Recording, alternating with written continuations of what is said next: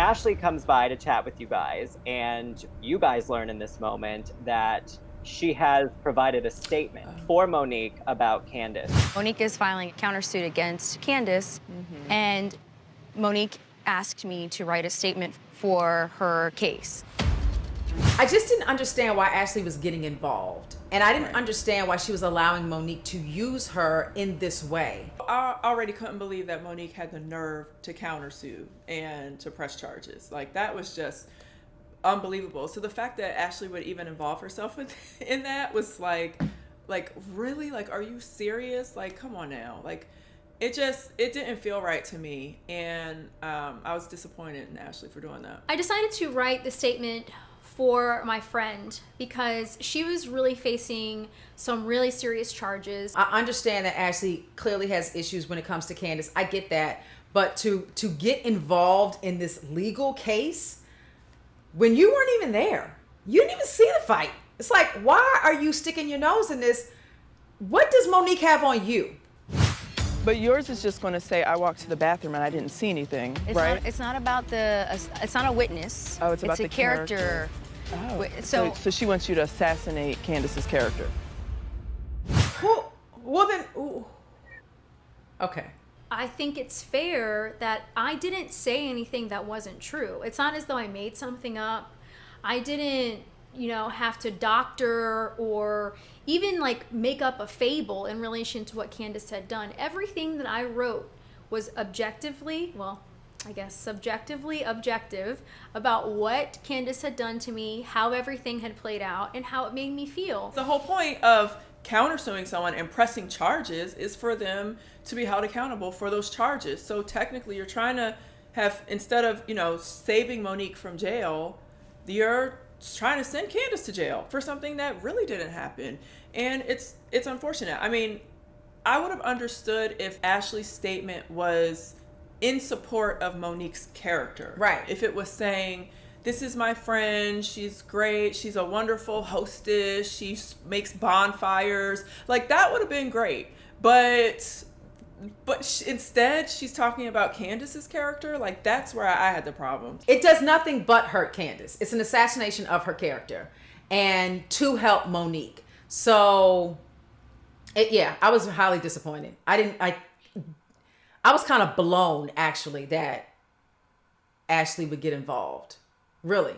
Honestly, while I know that we were trying to rebuild our friendship and while we were making a little bit of headway, that outcome of what could happen to Monique was so much more important to me in that moment. Candiace brings up that she is ready to become a mother. There has been a bit of a change in the way that I feel about a lot of things, and I feel like I'm ready to have kids. I really support any woman or man who want to embark on the parenthood journey. Like, it's a beautiful feeling when you feel like it's your time and it's a love you want to experience. Like, all that is so great, flowery, yes, all of that.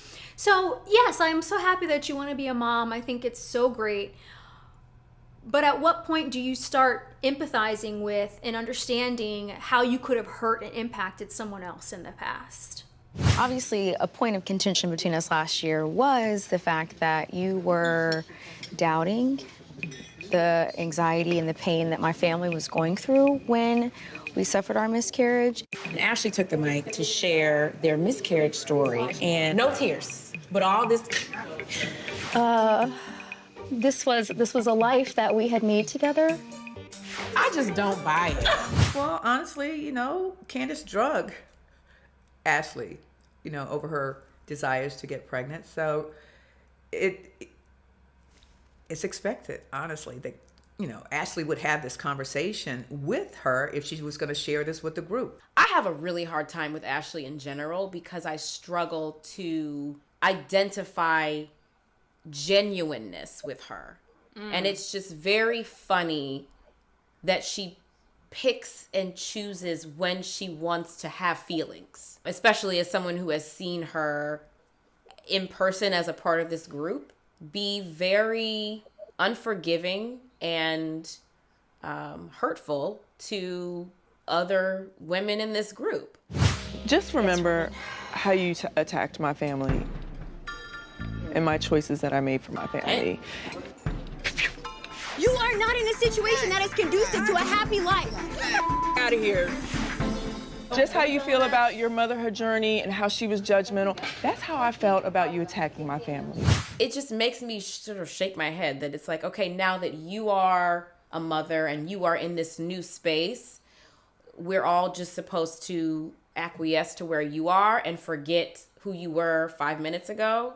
No, I mean, I'm perfectly capable and willing to just, to not harp on who you were. Yeah. But don't backpedal on me, because I have the receipts and I'll throw them in your face. And let me be clear, I have never ever pretended as though I'm this guardian angel who has never made any mistakes and all I do is blow fairy dust and kiss ass. I've never ever given any indication that that's who I am or who I claim to be.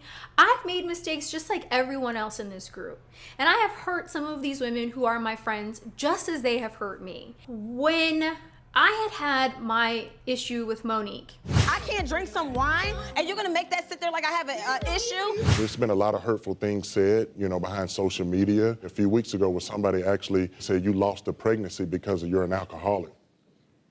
When I actually had a miscarriage and I realized how I was feeling and all of the sadness and hurt I was feeling, and I realized that I wasn't as sensitive to Monique as I should have been, I had this very strong desire to apologize to her and to do anything possible to make amends. Now that Candiace, and I don't think Candiace just woke up that morning deciding she wanted to be a mom. I think Candiace has been thinking about it for quite some time. Why is it that it was still so difficult for her to apologize to me? And in this instance, I'm asking for accountability from someone who did something that was directly impactful and related to what we're talking about right now. It's harsh when, once you put negative feelings out there, you can't put it back. You can't take them back. They're out there. So Ashley has a right to her feelings tonight about this subject. And were you surprised, though, by the way maybe Candiace reacted, because she remained calm and she apologized? For whatever pain or hurt that I caused you and your family, I apologize. Period. I'm genuine right now. Okay. What you don't know is, after the reunion last year, I told Candiace, you've got to let the girls see who I know. I don't know if she'll ever give me that credit, but I sat down with her mom, Chris, and her at lunch in New York. And I said, look, show them what you show me. And so, yes, I am very proud that Candiace is, making this huge personal growth. And I was really happy for her. And growth takes time and work. And she put in the work for that. And we've seen that behavior more than once this season. So that growth is legitimate. And I'm really proud of Candiace for that. I want to talk about something really fun that happens on the Portugal trip. So you guys pull a prank on Wendy in her hotel room. Oh, Lord, they did, yes. Okay, wait, this is Gail.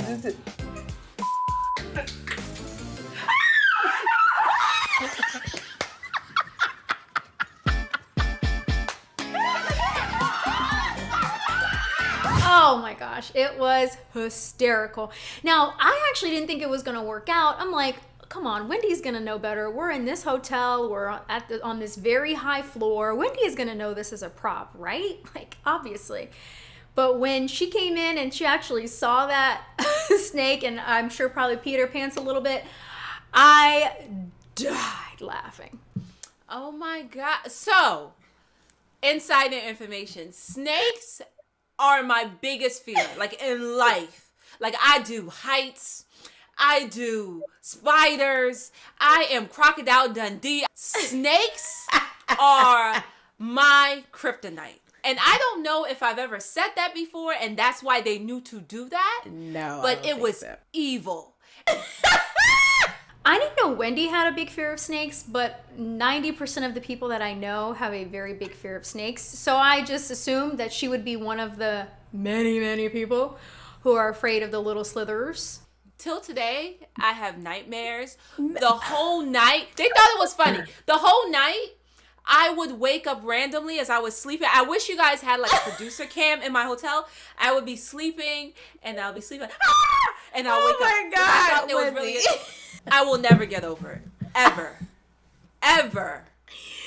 Oh my God. Was it a hazing? Was it an initiation into the group? Like what? Like why? See, all of the above. Yeah.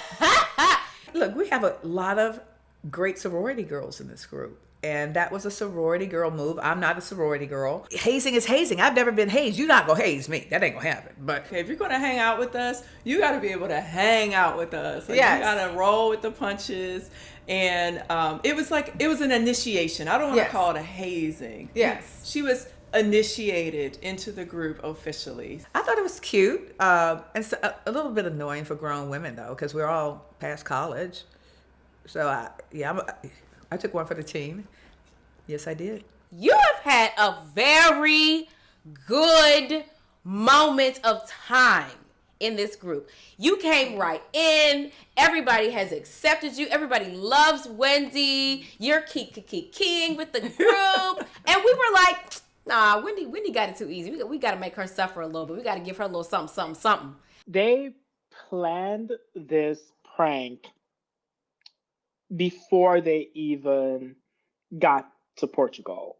Like, Gizelle had it in her head that they needed to prank Wendy.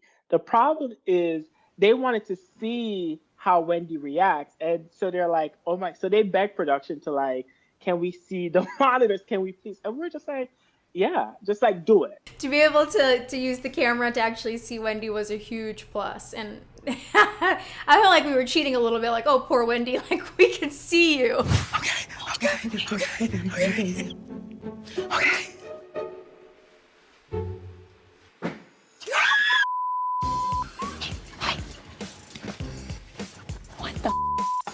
But when I tell you, us being outside your door and hearing you scream, I laughed. My ass is still in Portugal because I laughed my ass off. My ass is still in the hotel in Portugal because I laughed so hard. I screamed and ran clean out that door. And my face, when I saw these pussies outside laughing at my pain, and it was like, welcome to Housewives. And I'm like, F this. You know, I always say like, well, there has to be a reason to break the fourth wall. Like we almost never break the fourth wall, but we do it, you know, and usually in really dramatic situations where you need to find out like what's really, really going on. So here, this kind of breaks all the rules about that. You know, we just kind of did it, I think, because it's funny. It's just really funny. And I love the way she handled it. I mean, she screamed bloody murder, but then she like understood it was like all fun and games. And, you know, between me, Robyn, and Ashley, we have some fun and games, okay? We have pizza to deliver. We have snakes to hide under pillows. I went home and reread my contract. It said nothing about snakes in the contract. Nothing. That was an addendum. We added that later. I'm done with y'all. I'm done with y'all. We love you, girl. We did it in love, honey. We did it in love. There is an awful lot of public pumping, and the ladies seem a little uncomfortable by it. Perfect. Okay, totally. Ashley. I could be surprised by the ladies responding to my pumping if I actually cared. I have zero care for how anyone perceives me pumping my milk for my baby. You know, when I first saw it, I was like, oh, okay. But I get it. I respect public pumping. It's a personal decision. But that was a bit much. But I respect it. I mean, it's the healthiest way to raise your baby. So in Europe, it's legal. I could have been in Timbuktu, honey. I still would have been pumping these things. I don't care where I was. And I've gotten more comfortable with it. Actually, that trip to Portugal really helped me to get more comfortable. But I was very comfortable, like, doing what I needed to do. If Dean needed to eat, I would whip it out. And before I was like a little bit like, oh, let me cover a little bit. No, this is what I need to do to feed Dean. This is what I'm gonna do. And most of these women have seen my breasts before anyway. So, like, what's the difference now? Now there's just milk coming out of them to actually satiate and feed a child. If anything, y'all should be giving me high fives. When you got to pump, you have to pump. I was proud of myself. Yeah. But this baby, oh, shit, everybody look out. I'm pulling this thing out no matter where I am. Oh, baby hungry, titties out, every which way I go. There will be no stopping me now. Yeah. Of course I'm going to ask to be a little nosy, but why wouldn't I if you didn't give me a heads up, Gizelle?